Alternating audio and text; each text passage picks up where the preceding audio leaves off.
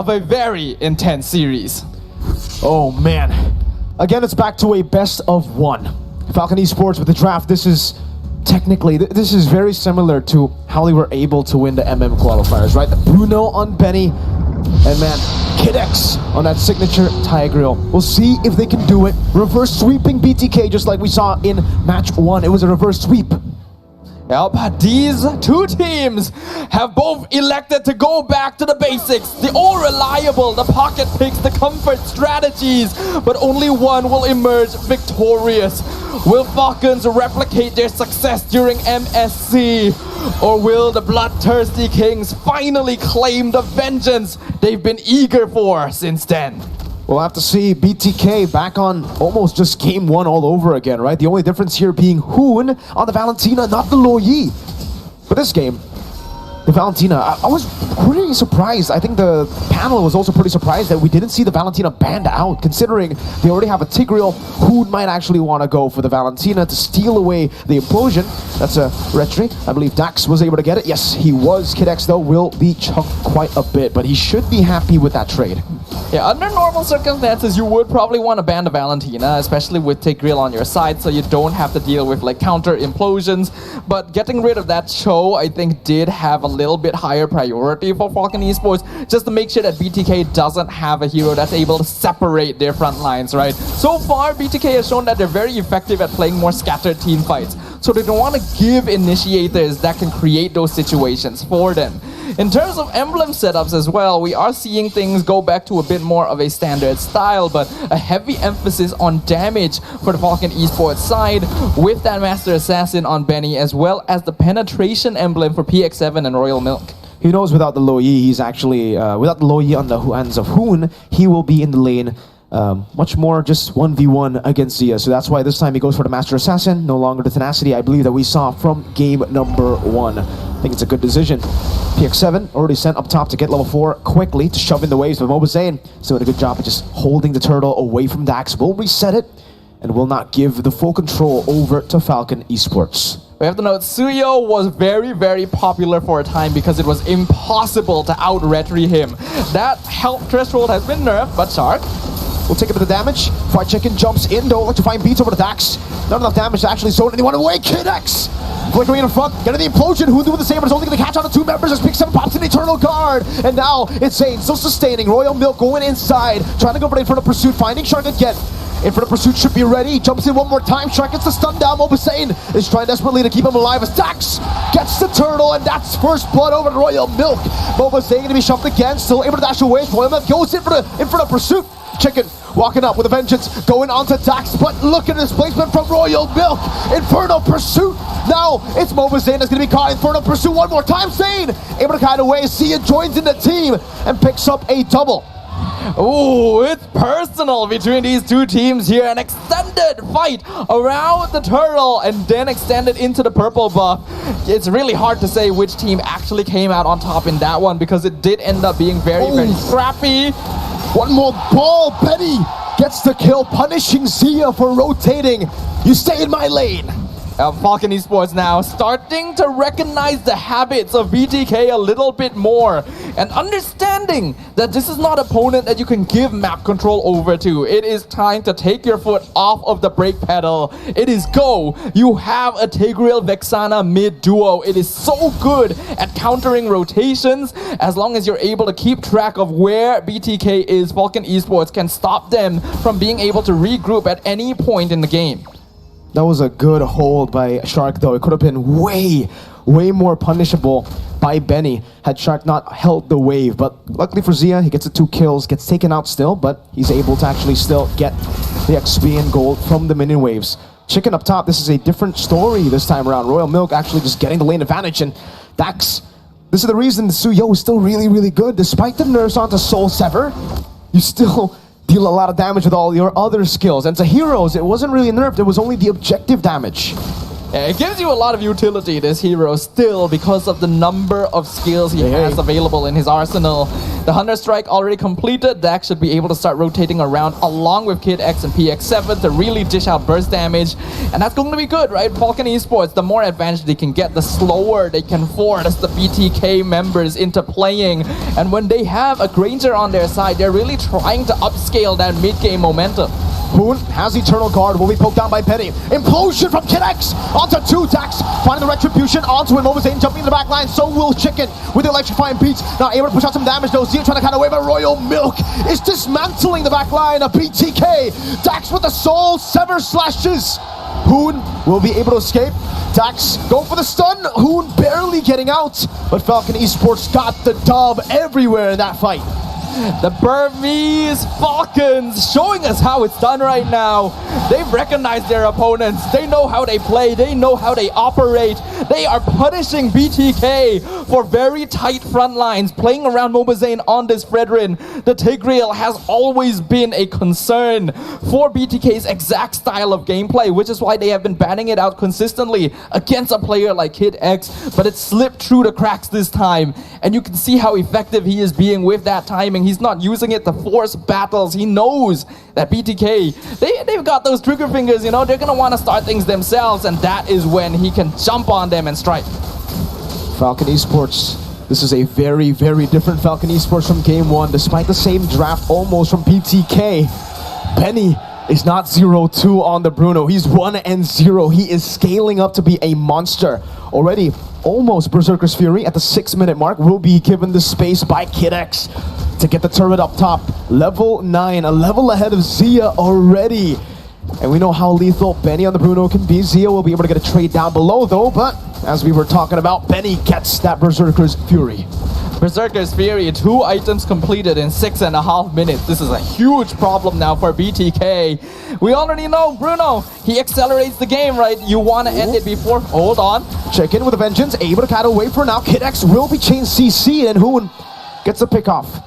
BTK really needing to find some sort of punish there. The ideal would have been a kill on Benny, but removing Kid X for another 10 seconds is actually great timing because the turtle has just come up. This will allow BTK the more comfortably positioned, but look at Benny's damage already. Ridiculous damage. Royal Milk going in. Benny put some damage down onto Shark again, and Falcon Esports, they were able to buy enough time. Kid X has spawned back in the game. White Chicken looking for the back line, will be going on the big 7 electrifying beats, but St. Chain sees him. Dax gets the turtle though. BTK still caught in the fight. That's a pure fight from Zia. Kid X finds an implosion. 2 members caught in the implosion. Zane brought back again, and that will be Zane trying to run away, but you cannot run away from the infernal pursuit. Benny continues with the siege, and it is a win by Falcon Esports again. With the talons of a falcon and the eyes of a hawk, the Burmese representatives with their eye on the prize the entire time. Fried Chicken in the backline does not matter.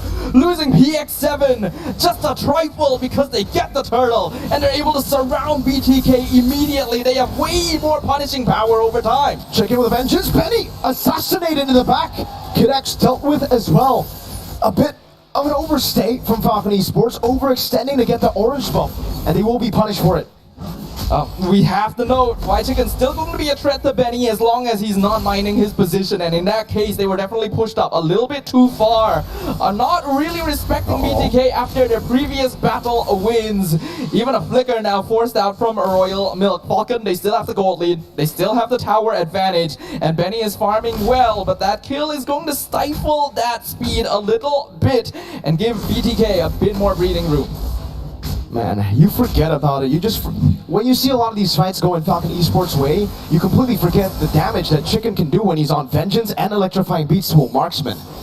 And I guess we were reminded of that. Benny won't make the same mistake twice. Dax, though, however, will try to ensure that that mistake doesn't happen twice. If he's able to poke down Zia and the rest of the members constantly with the arrows, yeah, it's not going to happen.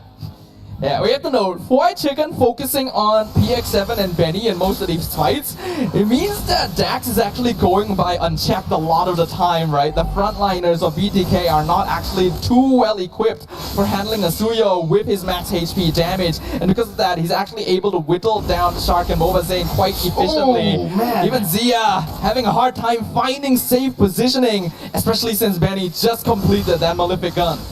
Oh, that's painful. And the thing is, that was literally just Dax with Royal Milk skill 2. That's it. No Curse Blast, no Benny with the footballs there. I don't know. If Benny gets a crit plus the combo earlier, could they have gotten Zia? Would that have been enough damage to take him down? I think it actually would have been, right? Since he just finished Malefic gun right before that. You see that damage onto minions? Benny's online. Honestly, the more items a Bruno builds up, the heavier his balls become, I feel like. That's basically what's occurring with Bruno as he gets more farm. It goes up to like bowling balls, then to cannonballs. I don't really know what the ultimate is because you usually don't live that long anyway. But Falcon Esports are now playing the slow game, trying to bait BTK out of safety so that they can get a better opportunity for Benny to start melting them down. Good poke, Royal Milk stunned up again. Mobazane trying to put the poke connects. Go over the implosion, but only on top of Mobazane. The Eternal God comes in as well. That's gonna be who potting some damage. Mobazane taken down. White Chicken looking for the flag. Will be stunned. CC. White Chicken will fall. Royal Milk gets his shot. Is burning down, but he survives. Free Lord to Falcon Esports. There is absolutely no chance for the Bloodthirsty Kings to contest. The implosion only caught Mobazane, but when you're in a Lord dance, the enemy jungler is always going to be the best target you can go for regardless, and there is no way he is surviving both Dax and Benny when they are disfarmed up. And then after that, being able to land the Blade Surge in the middle of the electrifying beats to catch out White Chicken, Falcon Esports have come to play. And they are showing BTK why they are still to be feared. A 5k net worth lead now. We can see Benny even picking up that Rose Gold Meteor BOD completed by Dax. If you thought that they were at their power spikes before, you haven't seen anything yet. And you can see the respect from Benny, right? That Rose Gold Meteor already. Zia is not dealing enough damage to actually threaten anyone just yet from Falcon Esports. He needs to find the... He needs to thread the needle. He needs to get onto PX7. It's been hard doing it, but somehow they get it. Mobazane. Leave it a taunt over to Royal Milk. Milk doesn't have to flicker, but they can't go for the punish. Oh, Worldy. That's the bounce. Taking almost half HP, and Falcon will go for the base turret. That is base turret number 1 in the mid lane, falling down to tier 2, dealt with by Dax in the bottom. All over talking about it. Zia go for that Sonata over to PX7, who trying to push out some damage again on the Kid X, but the base turret will fall again. Royal Milk walking up. Glorious pathway from Shark, looking for a moment, but will not be able to find it. Dax in the mid lane will just blink away, and Falcon Esports have dealt with the far lane base turret for the next Lord. So far, we could see that Falcons, everything is going exactly to plan. BTK, I like the discipline they showed earlier, and it's clear they're keeping track of the flicker timing on Kid X as well, because they were willing to group up to melt down the Lord without worrying about that potential flicker implosion combo. So it's very important that they know the timing on this battle spell, because it has been their undoing in almost every single fight. But we have reached the stage of the game where if you are not ending against a Bruno, you are in a lot of trouble, and BTK are nowhere close to that situation. They are the ones being threatened. Benny is almost maxed out on items. Dax is still a consistent threat, and they're having difficulty even breaking through Royal Milk in the first place. They are not able to find the angle they need, and Falcon Esports knows it. Kid X finds the implosion. Instant vengeance from White Chicken. Benny will be caught in the bad situation. BX7 gets the Eternal Guard down, and that will take him down. Dax gets a 3-man stun. It's the kite back now as Shark pops in to revitalize. No Chicken. Benny. That damage now Windtalker 2 for Benny. Dax gets the Malefic Roar. 15 seconds for the Lord, and Chicken will not respawn in time. Falcon might just blitz this enhanced Lord. It is the perfect opening for them. And even if they decide, hey, we don't want to end this right now, they have plenty of time. They scale so well into the late game with a Bruno and a Vexana. BTK are they're relying on Zia and maybe White Chicken being able to find the angle right now, but what can they even do here? They're very low, but it's not low enough to actually threaten anyone. And you could see the crazy zoning from Kid X just standing there menacingly, stopping Zane. You shall not pass. It may be a kid, but he is a terrifying one right now. As BTK, there is no way for them to break through. The only ideal situation is somehow Shark slows them down when they overcommit, and then White Chicken goes in and melts their backline. There is no other way to disrupt Falcon Esports. Their lineup is honest, it's simple, but it works, and they have the right options, and they're gonna try and end this right now. Look at the bottom lane base turret. Kid X still with immortality already. Mobazane looking for a bit of damage, looking to go for the taunt. White Chicken will go in with a vengeance and the electrifying beats onto the minion waves and onto the Lord. Kid X getting the implosion down! Gets it! A big implosion, not enough to take anyone down though. No one was there to follow it up. Shark looking for the play, trying to bait out the minion waves. Zia still kiting. There was one ball over Penny, looking for the crit, over to Shark, one last one! He finds it, that's a double! Now Chicken caught in the midst of it all, the shove from Kid X will bring him back! Daxa is unstoppable, Falcon! Fly high! Penny gets a triple on the Bruno, and they recall on the Bloodthirsty Kings corpses as they qualify to the knockout stages. They may be Falcons, but they are embodying the spirit of vultures as they circle